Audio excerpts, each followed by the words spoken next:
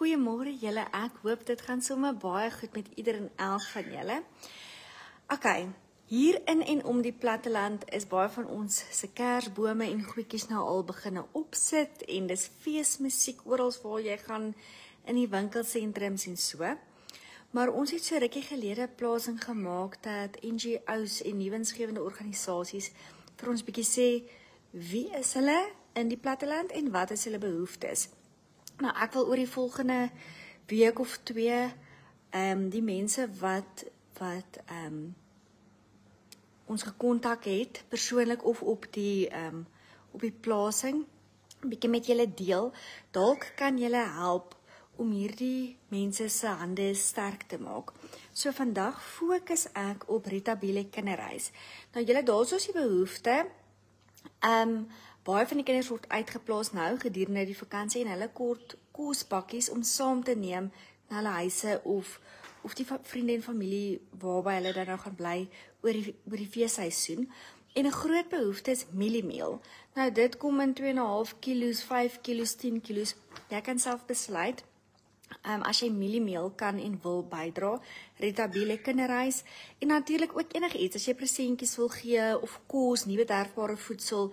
Hulle sal dit so waardeer om daai pakkies lekker stampvol te maak.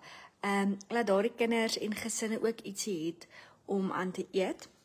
Dan mosterdsaad is nie onbekend in ons omgewing nie. Tannie Maggie van mosterdsaad doen ongelooflike werk vir die omgewing en hulle het ook 'n lekker database. So gaan kyk, hulle help heel deur jaar minder bevoorregte mense en hulle het ook checks and balances om seker te maak die mense is nie kansvatters nie. So raak betrokke mosterdsaad en ek dink hulle het ook 'n kersfunksie as ek nou reg kan onthou.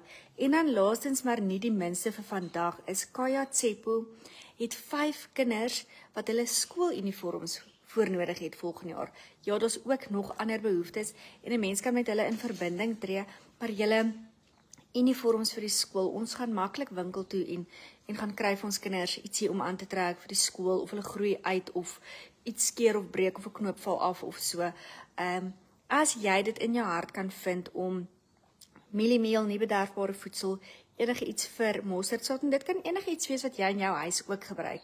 Mense bly mense ongeag van hulle situasie. Mosterdsaad en dan Kaya Tsepo 5 leerders uniforms, dalk bietjie stationery. Dink wat jou kinders nodig het, wat jy sou gaan koop het vir jou kinders en raak betrokke. Ek sal dan, ons het 'n lekker lysie ontvang.